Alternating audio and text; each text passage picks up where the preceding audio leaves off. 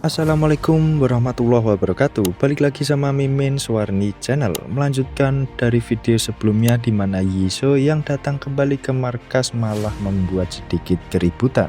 Episode kali ini adalah episode spesial karena mentok sudah manhwa ini ya cuy. So jangan skip-skip untuk keseruan jalan ceritanya.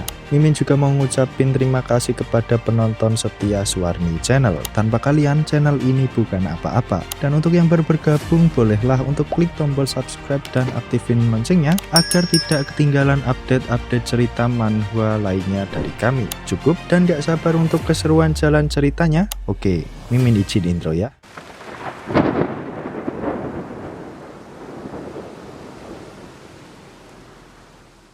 Kemarin kita diperlihatkan keributan kecil di markas Taishan karena sikap dan perkataan Yisoo terhadap Jeonho. Situasi agak tenang dengan datangnya Dokyung yang mendaratkan bogem mentah kepada adiknya. Hal ini semata kasih sayang seorang kakak kepada adik kesayangannya itu ya cuy. Terlihat Jeonho yang menahan Dokyung setelah meninju adiknya tersebut. Cukup tuan, dia sudah cukup terluka. Begitulah Jeonho berkata. Bukannya malah sadar bahwa perbuatan dan perkataannya salah, Yisoo malah meninju balik kakaknya ini cuy. Parah sih emang.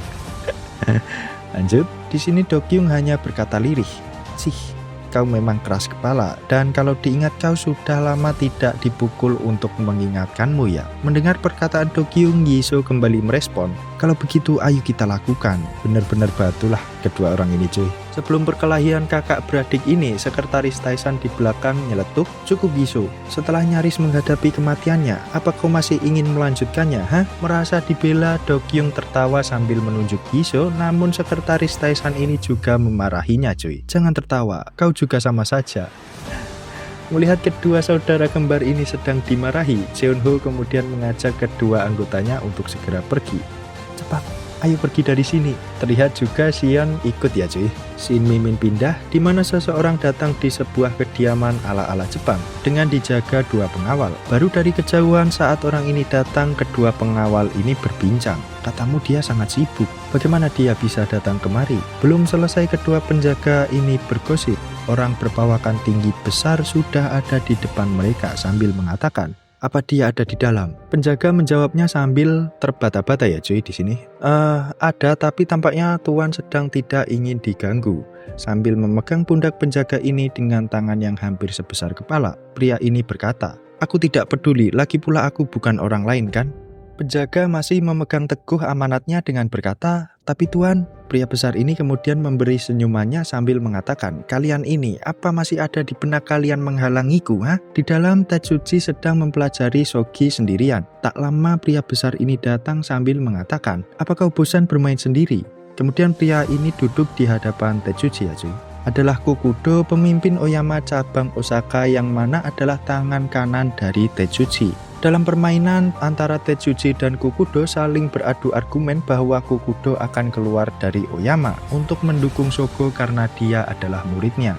Mendengar itu Tetsuji merespon, "Cuy, awalnya aku tak berniat melibatkan siapapun dalam perebutan warisan ini." Kokudo kemudian berkata, "Itu sebabnya aku akan keluar. Dengan begitu kau tidak melibatkan siapapun dalam hal ini. Kau begitu mendukung Ryugasaki dan biarkan aku mendukung Shogo. Dengan begitu permainan ini akan terasa adil." Kemudian Kokudo meninggalkan Tetsuji ya cuy. Di scene lain, Taishan dan aliansinya kembali bergerak untuk menambah kekuatannya di daerah bisnis HHS. Terlihat Seong yang mencoba melobi pimpinan organisasi kecil tersebut, di mana di sini Yisoo mencoba untuk menuruti usulan Jeonho untuk mengajak berbisnis dengan cara yang kalem. Seong memulai perkataannya, "Bagaimana jika kau berbisnis dengan kami aliansi Taishan? Kami akan menjamin hak dan keamanan bisnismu." Pemilik bisnis ini kemudian merespon ajakan Seong. Aku belum yakin, namun ada 3 masalah yang perlu digarisbawahi. Yang pertama, kalian tidak sopan.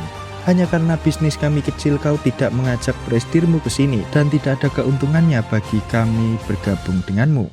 Kedua, kami masih bernaung di wilayah HHS. Cukup resiko aku mengambil tawaran ini. Dan yang ketiga, belum sempat pria modis ini menjelaskan, Yisoo tidak tahan dengan cara ini dan langsung masuk sambil meletakkan kakinya di meja.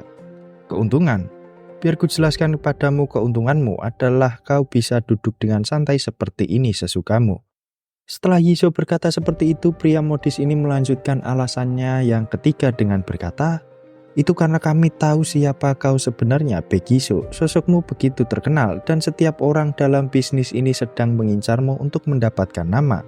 Terlihat di luar sudah ada beberapa orang yang siap menghabisi Yisho dan Seong ya cuy." Melihat situasi ini, Yisho melepas jasnya menuju arah jendela. Orang-orang ini berkumpul dan berkata ke Seong, "Hei, bocah kudo, kuserahkan mereka bertiga kepadamu." Di sini Seong masih sempat-sempatnya bercanda dengan mengatakan, hanya 3 orang nih." Lantas Yisho melempar jasnya ke jendela sambil memukulnya dan bam, satu kroco tumbang dengan sekali tinjuan. Dokyung yang baru saja hadir membawa sebuah minuman untuk melobi malah dikejutkan dengan situasi kacau lagi. Apa-apaan ini? Padahal aku membawakan hadiah untukmu semua. Tapi urungkan niatku itu. Yisho sambil meladeni kroco ini menjelaskan situasi ke kakaknya. Kali ini bukan aku yang memulainya. Padahal ya emang dia cuy. Lanjut. Setelah menghabisi beberapa kroco, kakak beradik ini terlihat sedang nyebat bareng cuy. Dokyung yang kehabisan gas koreknya berkata, "Korek busuk bisa sampai habis gitu ya cuy koreknya. Mimin kalau punya korek nggak pernah sampai habis cuy. Keburu hilang soalnya. Nih pakai punyaku." Tawaran Yisho sambil memberikan koreknya. Setelah isapan pertama, Dokyung kemudian mengajak ngobrol adiknya soal pertengkaran kemarin dengan mengatakan, "Yisho, bagaimana aku mengatakannya ya? Aku tidak bilang bahwa caramu itu salah, dan sebenarnya cara seperti inilah yang efektif. Tapi kau harus sadar sekarang kau pemimpin Taishan. Semua orang yang hidup di bisnis ini sangat ingin menghabisimu, sama seperti mereka. Kalau begitu kak, aku tinggal menghabisi orang tersebut kan?" Jawab Yisho ini cuy. Dokyung melanjutkan omongannya, "Oke, kau bisa menghabisinya, tapi setelah itu, apa yang kau dapat? Ingat Yisho, saat ini kau tidak bertanggung jawab atas dirimu sendiri, melainkan ada kepentingan organisasi di dalamnya. Apa kau masih tidak terbuka akan hal itu? Anggap kau menjadi yang terkuat dengan menghabisi mereka. Apa orang-orang tersebut mau bergabung dengan kita?" Di sini Yisho hanya bisa terdiam ya, setelah mendapat wejangan dari sang kakak cuy. Scene Mimin pindah di mana Sungmin juga sudah mulai bergerak untuk melobi bisnis-bisnis kecil untuk bisa bergabung dengan organisasi aliansinya. Pria yang berhadapan dengan Sungmin kemudian menanyakan apa yang ia cari dengan berkata, "Seperti apa real estate yang kau cari tuan?" Sungmin meresponnya, "Cuy, Yilhak. Sebenarnya aku dari Yilhak." Saat Sungmin berkata Yilhak, pintu sebuah ruangan terbuka dan terlihat 3 orang. Dengan satu orang penuh tato berkata, "Yilhak katamu?"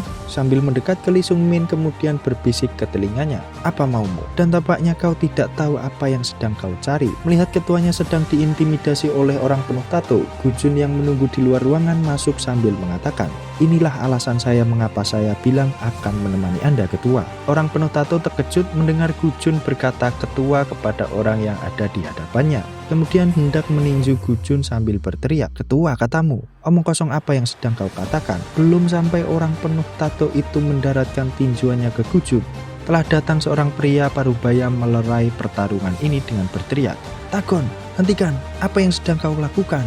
Setelah melerai pertikaian kecil Tagon, mereka akhirnya dapat berbincang dengan santai. Ternyata dahulu bisnisnya berada dalam naungan Yilhak saat Lee Sungmin masih berusia 8 tahun.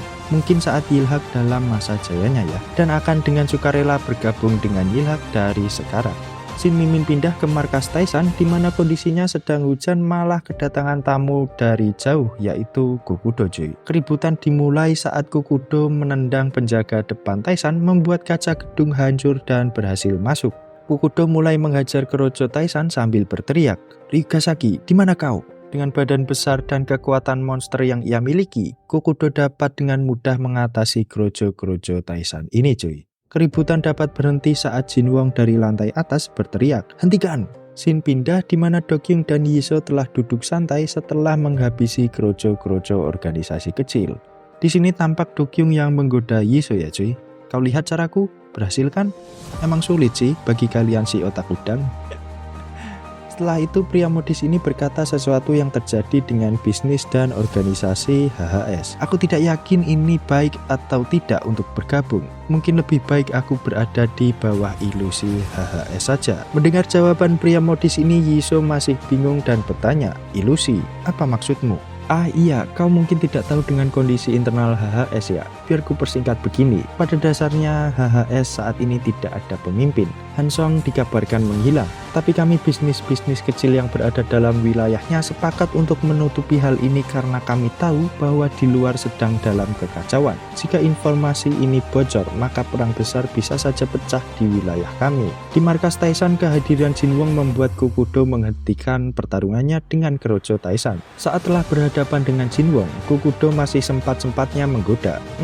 Kira-kira berapa tinggimu? Jinwon merespon, sepertinya tidak terlalu jauh, dan tiba-tiba Jinwon menyerang dengan tinjuannya mendarat di pipi Kukudo. Kukudo sampai terseret beberapa meter ke belakang cuy. Sambil mengusap pipinya, Kukudo menyerang balik dengan uppercut cuy, dan bam, Jinwon terkena pukulan tepat di rusuk bagian kiri. Kukudo kagum, Jinwon masih bisa berdiri menerima pukulannya, membuatnya semakin tertarik kepada Jinwon dan bersiap untuk pertarungan brutal setelah ini. Pertarungan terhenti kala Dokyung yang telah datang dengan berteriak, "Kukudo!" Kukudo menoleh dan harus menghentikan pertarungannya dengan Jinwon.